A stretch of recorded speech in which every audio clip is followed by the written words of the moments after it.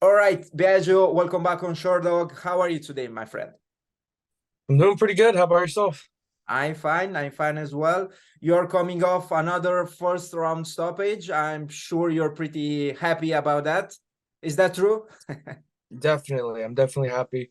Um, Initially, right after the fight, I was kind of like annoyed that I didn't perform the way I wanted to. Because I was the first half of the fight, I was kind of nervous and tense. But then when I calmed down, that's when I got everything put together. But yeah, super happy that I got the win and in my hometown too. And I'm looking to get another one the next time I fight. What was going through your mind before stepping into the cage? I'm ready. Let's do this. I remember as soon as I walked into the cage, I remember like stepping on the canvas and thinking, "Oh, this is home. This is what I was made to do."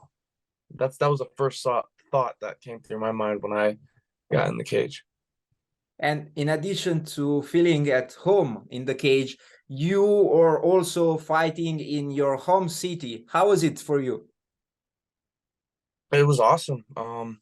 I grew up in Vegas. I played football in high school there, and I didn't play that much college football in Vegas, but I was used to performing in front of a large crowd in my hometown, home city. So I'm doing the same thing in just a different sport, and it felt good to get the win.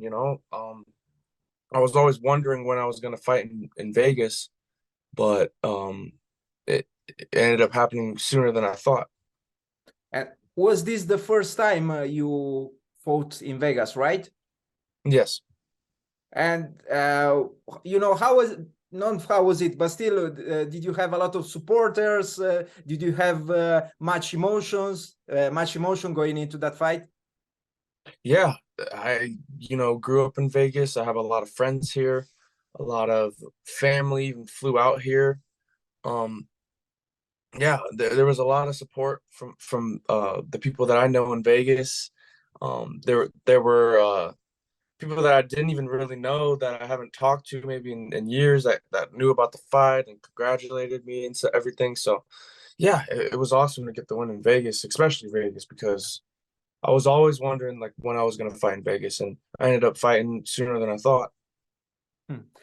And scoring that first round stoppage, was there anything at all that surprised you from your opponent or that didn't go as planned?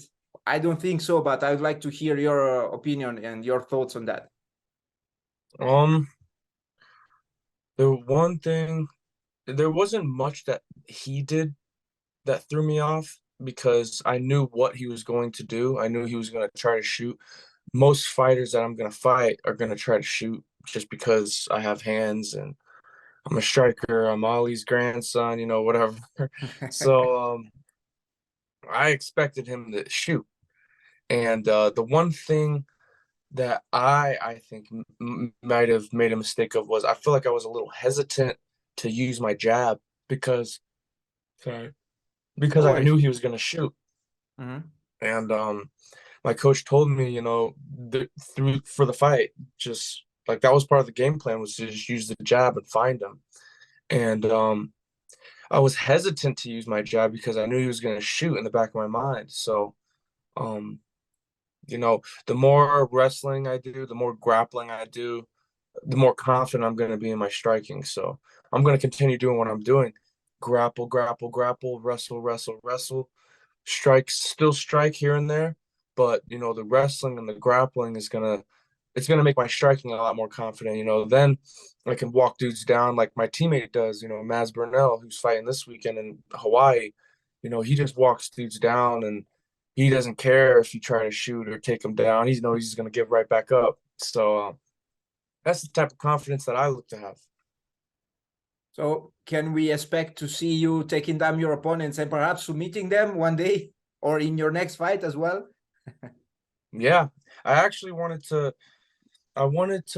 show off my wrestling this fight, but um sometimes you gotta just stick to what you know, and um I don't know. It's weird. Like I was talking to one of my teammates about it too, and my coach, and I'm like, I wanted to wrestle. Like I want to wrestle. I want to Khabib people. Like I want to show that I'm not just a striker. And they're like, forget what everybody else thinks. Just there's gonna be an opportunity. I mean, this is mixed martial arts. There's always an opportunity to grapple or wrestle or box, kickbox. There's always an opportunity for that every fight almost. So just wait for that opportunity, and then when the opportunity comes, then people will be able to see that you can wrestle, you can grapple. And at the end of the day, a victory is a victory. It doesn't matter how it comes, right? Exactly. I was curious to hear the history of your tattoo, Al-Azima. What does it mean, and when did you get it? Oh, this one right here, Yes, sir. I got it. I'd say, I think in high school. I was 17 when I got it, actually. This was one of my first tattoos. Um, and I wanted to get determined in Huh? Arabic. That's what I wanted. But funny story, I got the wrong translation when I first got the tattoo. I got Arabic in Arabic. So the Okay. word said Arabic and it was in Arabic. So I was mad. I was like, what? Like, I gotta fix this, you know? So I went to back to the artist, and it was my fault, like, because I gave him what to put on my body. So um he just changed it. So luckily, the word Arabic in Arabic looked like determined.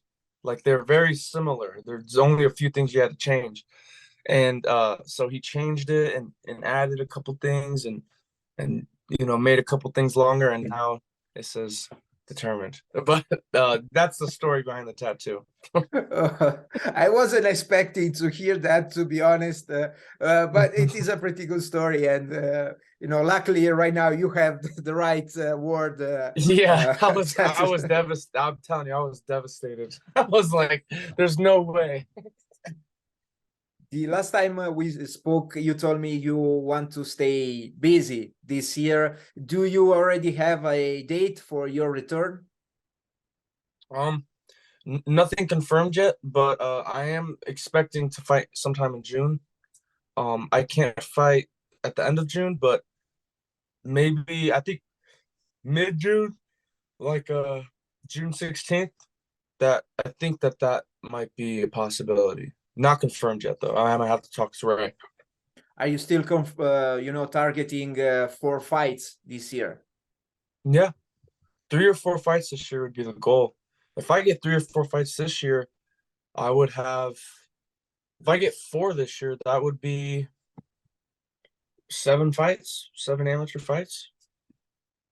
Yeah. Go, 6-1, and then go pro. Maybe that would be like the dream right there. How was it for you to fight for the second time in the PFL? Last year, you made your promotional debut at the PFL Championships. This time, you already have some experience. So, was it easier for you? Was it more difficult considering that perhaps you had more pressure? How was it? Yeah. So the first PFL fight in New York, um, I remember when I got into the cage and I was on the canvas and everything, I'm thinking like, holy crap, like I can't believe I'm here right now. I remember thinking that. Um, it was almost like surreal, like an out of body experience. I'm thinking like for that fight, I'm like, I fought in Utah before this, and then I fought in Montana before this. Now I'm here. Like I'm thinking that, like these are all kind of going through my head. But I told myself to just stay calm and just it's any other day. That's kind of like the motto for me going into a fight is it's just another day. Um, do what you do at the gym, you know. So yeah, I was the first fight I was definitely really nervous, as anybody would be when they go from, you know, 2 amateur fights, 1-1 record, to fighting on ESPN for the PFL. You know, Yeah, anybody that's would be nervous. a pretty big leap. It's a huge jump. So I was nervous, but I still won. You know, so it was the good nerves. You know, it helped, the nervousness. But the second fight, like this last one, I felt, of course, nervous too. You know, every fight you're gonna feel nervous, but I remember when I like got up to the stage, like when I got to the canvas, I remember thinking like, I've been here before. This is this is nothing to me right now. Like I'm used to it now. And the second time around, I was like, this is why getting experience is so important, because you get experience, you get used to the stage, you get used to the platform, you get used to all this stuff. So I remember when I got up to the canvas, I remember like feeling my feet on it. And I was like, oh, I've been here a couple times. So yeah, I expect every single fight that I have to be more and more comfortable, and uh take getting the experience is working, essentially.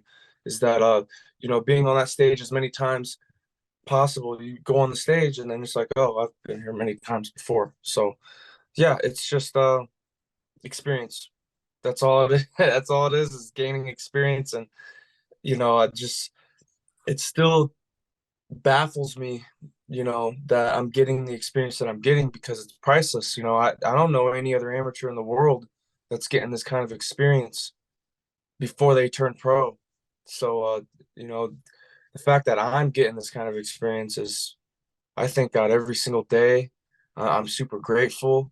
I I pray every single day, multiple times a day throughout my day, just in thankfulness for the position that I have right now.